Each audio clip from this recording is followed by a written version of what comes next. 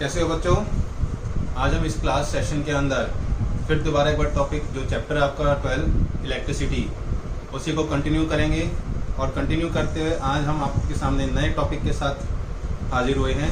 उन नए टॉपिक्स में अंदर क्या है कि हमने लास्ट क्लास में जो पढ़ा था वो resistance means combination of resistance पढ़ा था।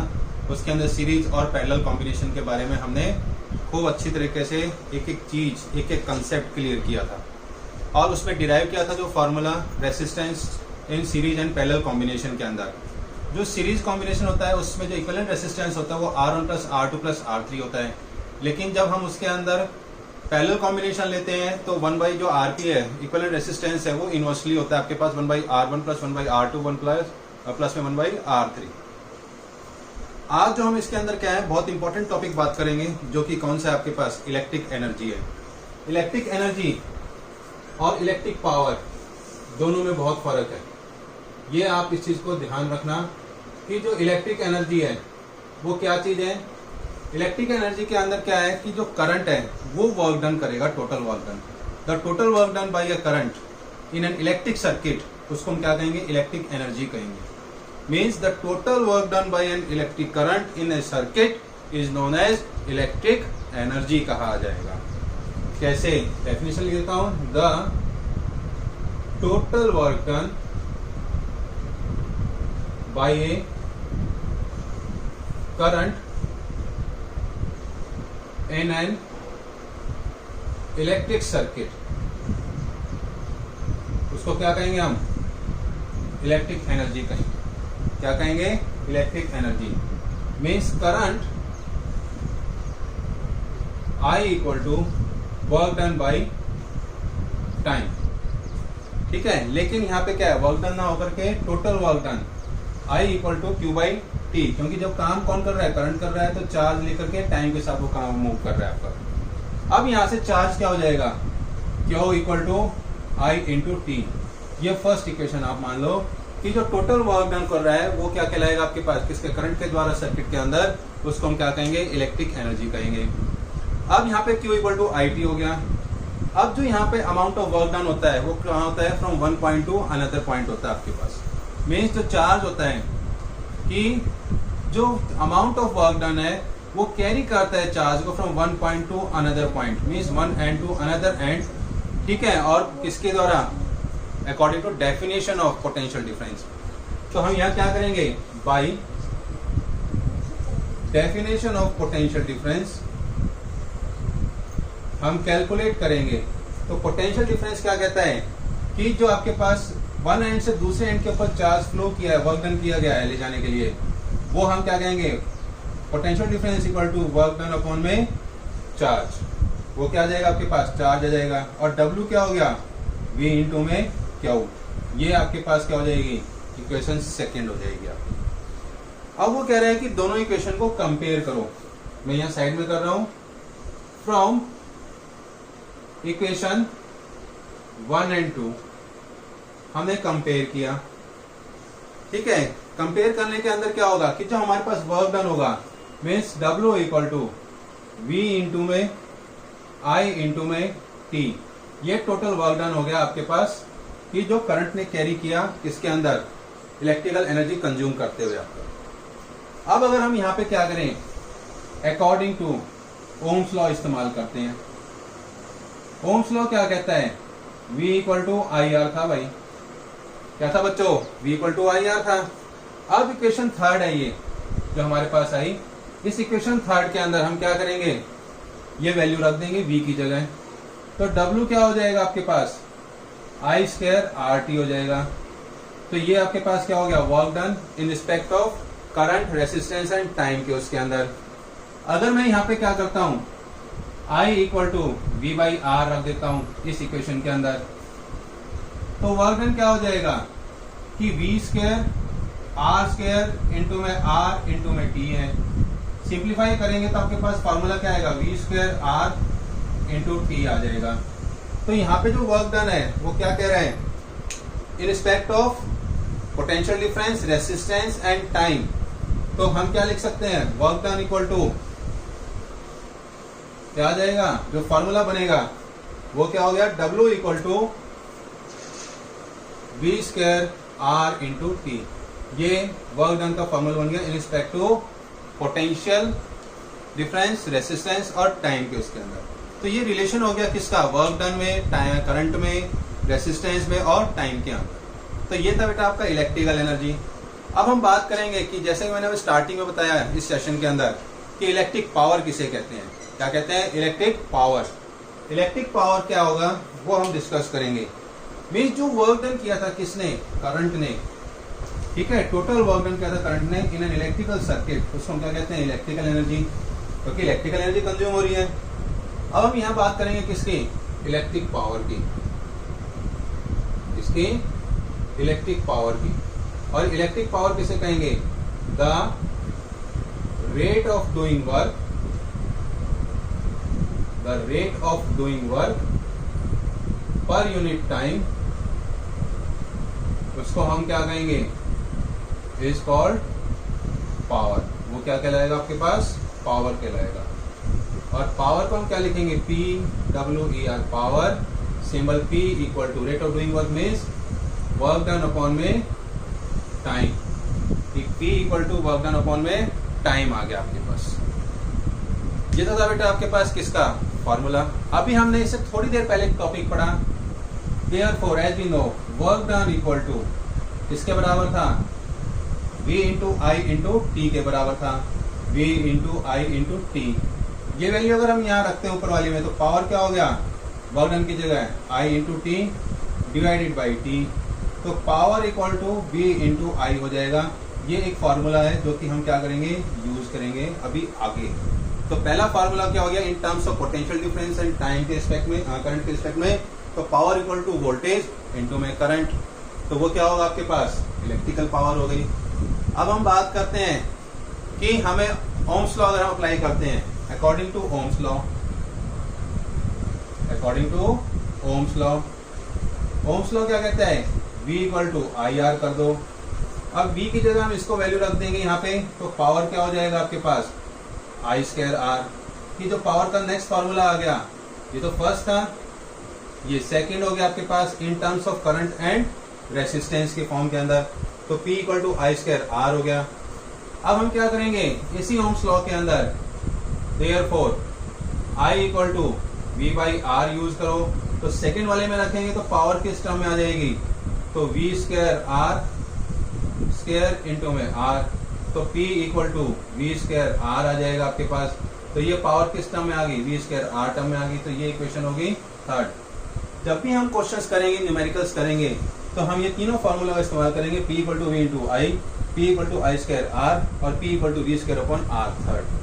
तो ये तीनों फार्मूले जो पावर है आपके पास इलेक्ट्रिक पावर में यूज होंगे और न्यूमेरिकल करते हुए हमें क्या करना पड़ेगा, इस्तेमाल करना पड़ेगा। तो अब हम जो बात करेंगे वो बात करेंगे किसकी, SI यूनिट की। इसकी जैसा कि आपकी एनसीईआरटी में दिया हुआ है, क्योंकि ऑलरेडी एनसीईआरटी में ये सारी चीजें मेंशन है। अब हम जो बात करेंगे वो बात करेंगे कि वही इलेक्ट्रिक पावर की SI यूनिट क्या है, कौन कौन सी बिगर यूनिट है और कौन कौन सी कमर्शियल यूनिट्स हैं आपकी, जो कि हम क्या करते हैं, यूज करते हैं। कोई भी हम अप्लायंसेस वगैरह लेंगे उसको यूज करते हुए आपके पास घरों में कैसे यूज करते हैं। अब हमारे पास क्या होगा कि SI यूनिट, SI यूनिट, तो SI यूनिट ऑफ पावर वो क्या होगी, वो होगी वॉट। और कैपिटल W इसका क्या रहेगा, सिंबल रहेगा। तो जैसा कि बात थी power equal to work done per unit time, work done, तो आपके पास 1 watt equal to work done क्या हो गया, 1 जूल और टाइम 1 सेकेंड। ठीक है, 1 जूल 1 सेकेंड हो गया। दूसरा हमने पावर का एक फॉर्मूला और निकाला था, क्या निकाला था, पावर का एक फॉर्मूला और निकाला था, P equal to V into I. अब जो आपके पास है पावर वो क्या था, 1 वॉट। तो 1 वॉट इक्वल टू पोटेंशियल क्या हो गया आपके पास, वोल्ट, 1 वोल्ट इंटू में 1 एम्पियर। कि जो चार्ज फ्लो कर रहा है from one point to another point across the conductor, उसको हम क्या कहते हैं, 1 वॉट कहते हैं। Means 1 ampere of current flows in it against a potential difference, उसको क्या कहते हैं हम, 1 एम्पियर कहते हैं। अब जैसे कि बात चल रही थी एसआई यूनिट, एसआई यूनिट क्या होता है, पावर थी आपके पास, पावर की एसआई यूनिट क्या है, वाट। तो वाट हो गया, तो पावर का फॉर्मूला क्या था आपके पास, हमारे पास वो था P equal to V into I. तो 1 watt equal to 1 volt into 1 ampere. तो 1 वाट को हम क्या करेंगे, 1 वाट में भी defined as if 1 ampere of current flows in it against a potential difference of 1 volt.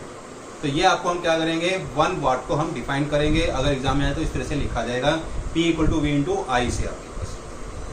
अब बच्चों हम बात करते हैं किसकी, बिगर यूनिट, कि आपकी बिगर यूनिट क्या है पावर की। अगर हम बात करें बिगर यूनिट की, तो बिगर यूनिट क्या होगा, वो होगी किलोवाट आवर। क्या होगी, किलोवाट आवर कहलाएगी आपकी। अगर हम बात करें कमर्शियल यूनिट की, इसकी बात करें कमर्शियल यूनिट, कमर्शियल यूनिट में क्या होता है कि आपके पास होती है 1 किलोवाट आवर। इसकी बात आती है 1 किलोवाट आवर। बिगर यूनिट बेटा यहां जो रहेगी वो किलोवाट रहेगी आपके पास, क्या रहेगी, किलोवाट और किलोवाट। तो ठीक कर लेना, कमर्शियल यूनिट रहेगी क्या है, किलोवाट आवर और BOTU board of trade union, trade unit, और सिंपली क्या कहते हैं, यूनिट कहते हैं। ये जो कमर्शियल यूनिट है, ये जो घरों में आपके पास इलेक्ट्रिक पावर यानी बिजली आ रही है, तो जो मीटर में आपके कई बार कहते होंगे, बात करते हैं कि कितनी यूनिट कंज्यूम कर दी, तो उसको हम क्या कहते हैं, कमर्शियल यूनिट कहते हैं। अगर हम कमर्शियल यूनिट की बात कैलकुलेट करें, तो यहाँ पे जैसा वर्ड है 1 किलोवाट आवर, तो 1 commercial unit equal to 1 kilowatt hour means 1 kilo means 1000 into में आवर में कितने सेकेंड, 3600। तो ये हो जाएगा 36000000। तो ये हो गया आपके पास, अगर हम डेसिमल में लिखें साइंटिफिक नोटेशन के अंदर 3.6 इंटू 10⁶ जूल, ये 1 कमर्शियल यूनिट होती है आपकी। और इसको अगर हम लिखें तो 3.6 मेगा जूल भी हम इसको क्या लिख सकते हैं। तो ये आपके पास क्या थी, कमर्शियल यूनिट थी किसकी, पावर की आपकी। तो ये था बेटा आपके पास कौन सा, इलेक्ट्रिक पावर। अब हम बात करते हैं किसकी, रेटिंग की। किसकी बात करते हैं, रेटिंग की बात करते हैं हम। लेकिन इसके अलावा भी हमारे पास क्या होती है, एक और यूनिट है जो बहुत बार आपने सुना होगा, जिसको हम कहते हैं 1 हॉर्स पावर। ये जो भाई पानी की मोटर्स होती हैं आपकी और रनिंग मोटर्स होती है, भाई कितने हॉर्स पावर के हैं, तो उस हॉर्स पावर में कितने होते हैं, 746 वाट होते हैं। और इसको हम शॉर्ट में लिखते हैं 1 HP। क्या लिखते हैं, 1 HP भी लिखते हैं। और इसकी जो वैल्यू होती है वो कितनी होती है, 746 वाट के बराबर होती है। अब बात आती है कि जो हमने बात की इलेक्ट्रिक एनर्जी और इलेक्ट्रिक पावर की बात की, अब हम जो बात करेंगे वो करेंगे रेट ऑफ मेजरिंग अप्लायंसेस। कि रेट ऑफ मेजरिंग अप्लायंसेस क्या होता है कि कोई भी इलेक्ट्रिकल अप्लायंस होता है उसकी एक अपनी स्पेसिफिकेशन होती है, अपनी एक कैपेसिटी होती है कि वो इतने रेसिस्टेंस पे काम करेगा और इतने करंट उसके अंदर से ड्रॉ करेगा आपके पास। तो जो हमने पावर के 3 फॉर्मूले लिखाए थे, P equal to VI, P equal to V² I R, तो ये सब क्या, ये फॉर्मूले हम क्या करेंगे यहाँ पे इस्तेमाल करके रेटिंग निकालेंगे और कितना करंट उसमें फ्लो करता है वो हम चेक करेंगे, और उसको हम क्या कहते हैं, rate of an electrical appliance. Means जो इलेक्ट्रिकल अप्लायंस होता है उसको रेटेड करते हैं पावर और वोल्टेज से। किससे करते हैं, पावर एंड वोल्टेज से। तो उसको एग्जांपल से मैं समझा देता हूं आपको कि रेट ऑफ पावर हम कैसे उसको करते हैं, कैसे पता लगता है और क्या होता है, वो हम क्लियर करते हैं।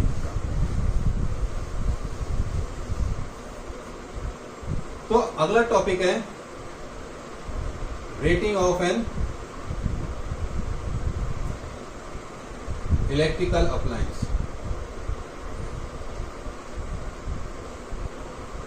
और जो रेट करते हैं हम इलेक्ट्रिकल अप्लायंस का, वो किसमें करते हैं, वोल्टेज और करंट में करते हैं कि कितना उसमें करंट है, कितनी उसकी वोल्टेज है।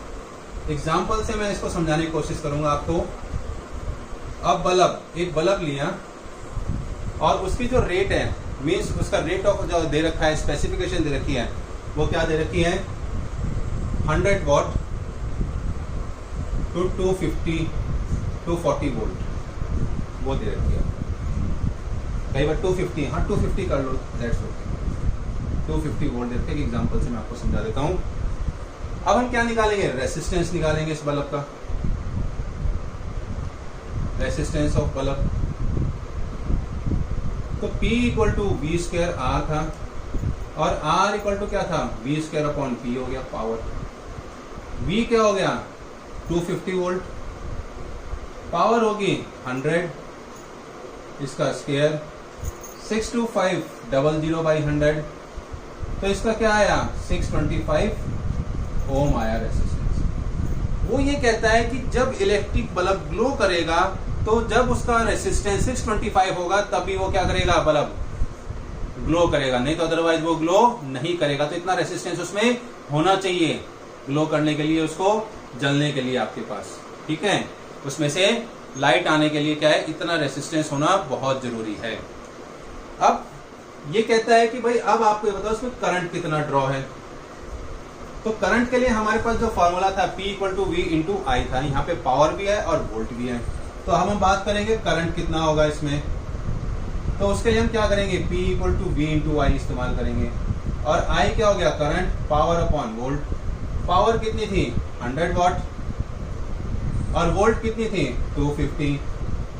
तो ये हम कैलकुलेट करेंगे तो 0.4 एम्पियर आपके पास क्या होगी, वैल्यू आएगी। तो इतना क्या है उसमें से करंट ड्रॉ करेगा बल्ब के अंदर से जो फिलामेंट दे रखा है आपको। तो ये था बेटा रेटिंग ऑफ अप्लायंसेस। कि रेटिंग ऑफ अप्लायंसेस को मैंने आपको किससे समझाया, एक बल्ब के एग्जांपल से समझाया कि उसके अंदर आपको रेटिंग दे रखी है, वो दे रखी है 100 वाट टू 250 वोल्ट दे रखी है आपको। अब तो ये था बेटा किसके बारे में, इलेक्ट्रिकल एनर्जी, इलेक्ट्रिक पावर और रेटिंग ऑफ अप्लायंसेस। और आपके पास कमर्शियल यूनिट जो हमने बातचीत की, कमर्शियल यूनिट को हम यूज करते हैं किसके अंदर, जो एनर्जी मीटर्स आपके घर में लगे हुए हैं, मीटर लगे हैं जिसमें आप डेली जो इलेक्ट्रिसिटी यूज करते हो वो कंज्यूम होती है, उसकी रीडिंग्स आती हैं, उसको कमर्शियल यूनिट बोलते हैं। और वो कितनी होती है एनर्जी एक यूनिट के अंदर, कमर्शियल यूनिट में 3.6 इंटू 10⁶ जूल के आसपास होती है, और उसको हम 3.6 मेगा जूल भी कहते हैं। अब जो मैं बात करूंगा कि हमने क्या है कॉम्बिनेशंस पढ़े थे, और वो कॉम्बिनेशन कौन कौन से पढ़े थे, सीरीज एंड पैरेलल पढ़े थे।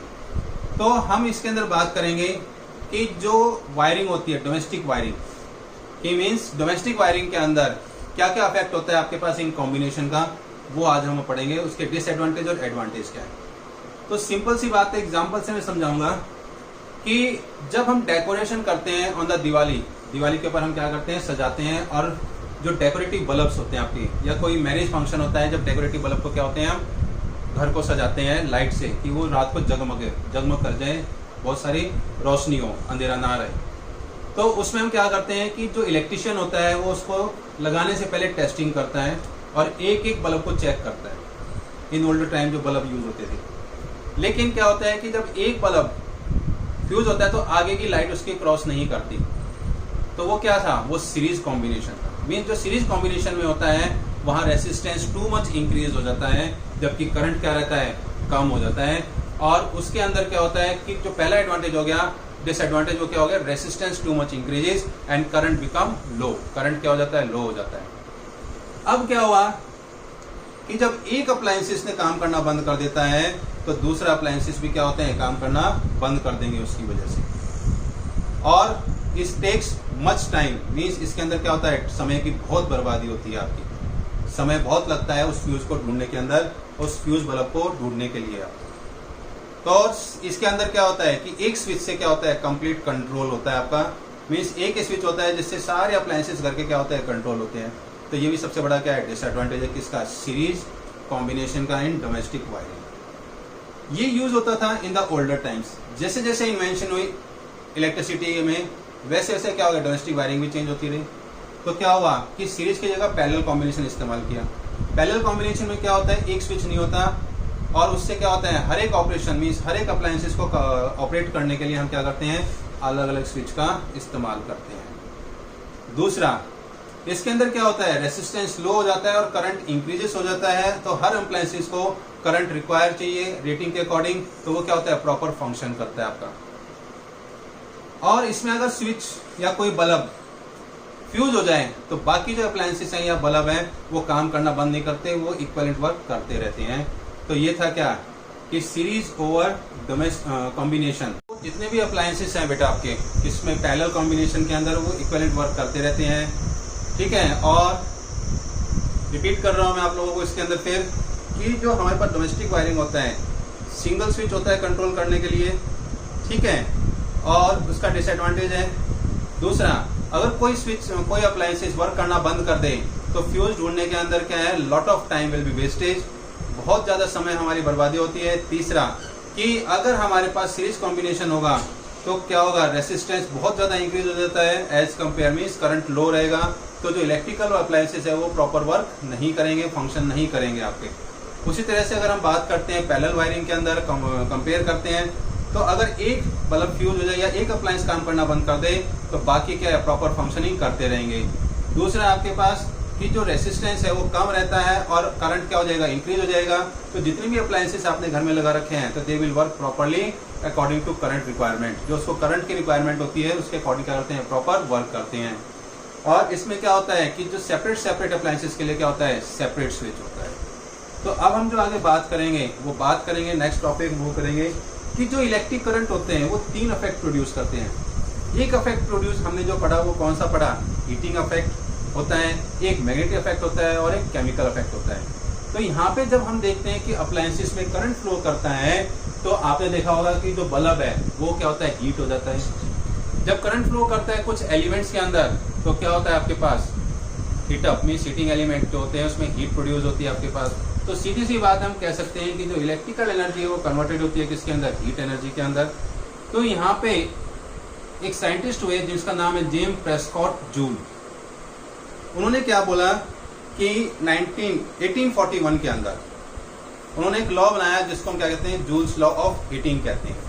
क्या कहते हैं, joules law of heating means heating effect of electric current को क्या नाम दिया गया, जूल्स लॉ ऑफ हीटिंग नाम दिया गया। तो उसके बारे में हम थोड़ी सी चर्चा करेंगे यहाँ पे, वो हम कोशिश करेंगे कि आप लोगों को अच्छे से समझ में आए। अब कहता है कि जो इलेक्ट्रिक करंट है and electric current produce 3 effects, produce following effect. 3 भी ना लिखो, फॉलोइंग इफेक्ट लिखो। पहला हीटिंग इफेक्ट, सेकेंड जो हम करेंगे मैग्नेटिक इफेक्ट भी होता है, नेक्स्ट चैप्टर में पढ़ेंगे हम। थर्ड हम पढ़ेंगे chemical effect in higher classes, chemistry के अंदर वो पढ़ेंगे।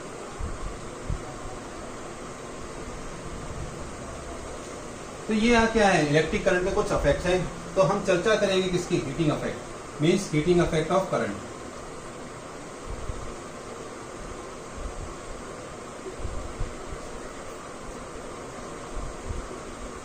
हीटिंग इफेक्ट ऑफ करंट के अंदर जो बात करेंगे, क्या होता है कि इसका मतलब क्या है कि जब भी करंट फ्लो करेगा किसी भी अप्लायंसेस के अंदर तो वो हीटिंग इफेक्ट जरूर प्रोड्यूस करेगा। और उस क्यों करेगा कि उसके अंदर क्या होंगे, नंबर ऑफ कॉलिजन्स होते हैं, ड्रिफ्ट करते हैं इलेक्ट्रॉन्स, तब जाकर क्या होता है उसके अंदर, due to resistance offered by collision of electrons inside the conductor of a wire, तो क्या होगा, हीटिंग इफेक्ट प्रोड्यूस होगा ड्यू टू फ्रिक्शन आपके पास। ये मैं पहले ही आपके डिस्कस कर चुका था प्रीवियस लेक्चर्स के अंदर, आप उस लेक्चर को देख सकते हैं। अब जो हम बात कर रहे हैं वो क्या होगा, यहाँ पे एक रिलेशन बनेगा कि जो हीटिंग इफेक्ट होता है, जो हीट प्रोड्यूस होती है किसकी वजह से, electrical energy converted into heat, तो वहां पे क्या होगा कि जो H directly proportional to I² RT होता है। और इस लॉ को हम क्या कहते हैं, जूल्स लॉ ऑफ हीटिंग कहते हैं, क्योंकि जेम्स प्रेस्कॉट जूल ने 1841 के अंदर एक्सपेरिमेंटली इसको प्रूव कर दिया था कि जो भी वर्क डन होता है या हीट प्रोड्यूस होती है वो डायरेक्टली प्रोपोर्शनल होता है strength of the current, resistance of the conductor और टाइम, जिस टाइम के अंदर वो हीट प्रोड्यूस हो रही है आपके पास। तो ये था बेटा आपके पास जूल्स लॉ ऑफ हीटिंग के बारे में, जो कि मैंने आप लोगों को थोड़ा सा डिस्कशन करना था। अब हम नेक्स्ट सेशन के अंदर जो आएंगे, यहाँ हाजिर होंगे आपको लेक्चर लेकर के, वो होगा कि जितने हमने टॉपिक्स पढ़े, हर एक टॉपिक पे आपके पास different questions, numerical problems, word problems लेकर के हम हाजिर होंगे। और एनसीईआरटी के मोस्टली जितने भी एग्जाम्पल्स हैं और क्वेश्चंस हैं वो सब यहाँ पे हम सॉल्व करेंगे इन कमिंग 2 or 3 लेक्चर्स आपको। Thank you, watch my video, subscribe it, like it and bell icon को दबाना ना भूलें। Thank you.